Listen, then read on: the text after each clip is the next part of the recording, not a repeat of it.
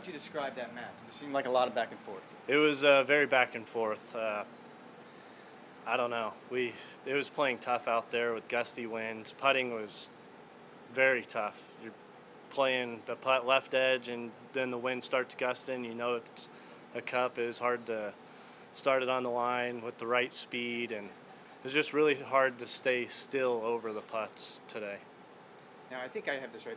That's the first time in a tour event you played with Jordan, correct? Yeah.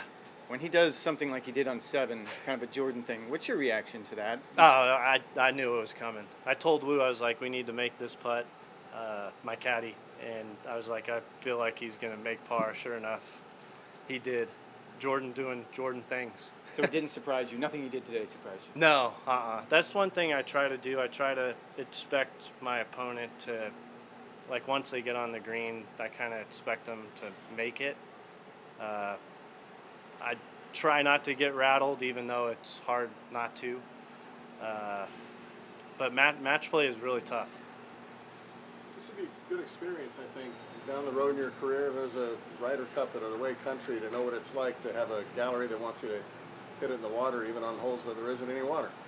What's that like? I love that stuff. I grew up playing basketball, so I was the away team quite a bit, so I'm kind of used to it.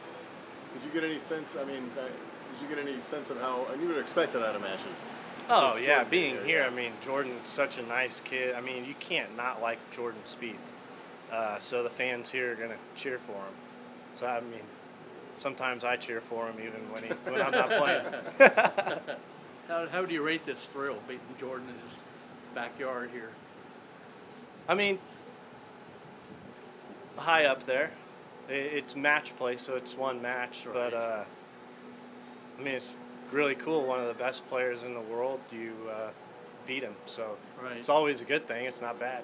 Did you feel like he was never really in a groove, never in a rhythm? He'd leave a lot of putting short. I don't think either of us were really in a groove. Like, I felt like my iron game and wedges were pretty good, but my putting was absolutely horrific from what I feel. I made a few, but I just felt like I couldn't get it started on line. I couldn't get comfortable over the putter today, so hopefully straighten that out for the match tomorrow. And what was before this week, what's your experience with match play? Just gambling games back home. That's about Vegas, it. yeah. But there's a lot of presses, so when you get down, it's like you just press and you try to get it back. But never a junior, U.S. amateur, anything like that growing up? I don't think so. No, like USAM or anything. I couldn't get past the stroke play.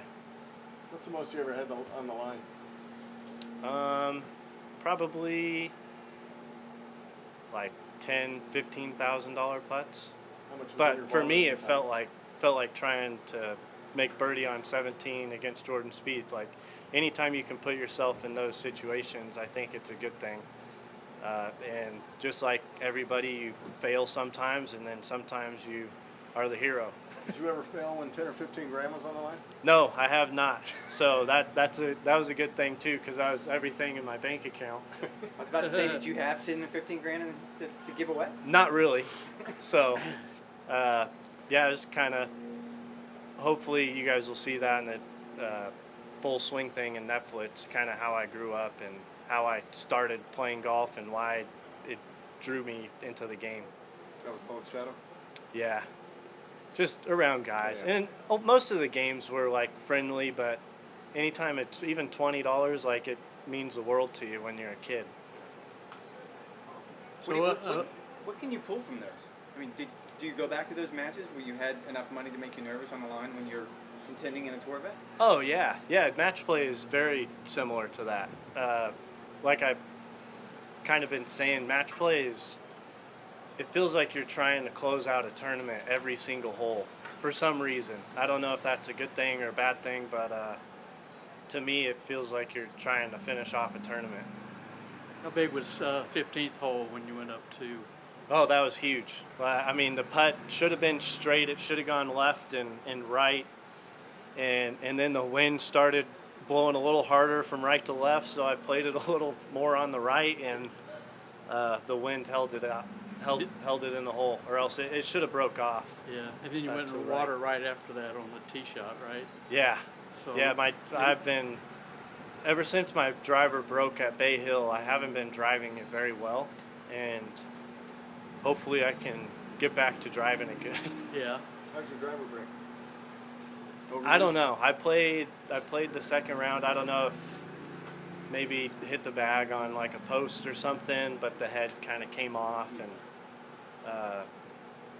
I don't know. Anytime you break one of your favorite clubs, it's hard to replace it. When you, I was going to ask you, when you won yesterday, and this is your first kind of tournament match play, did you do a pretty good job of resetting?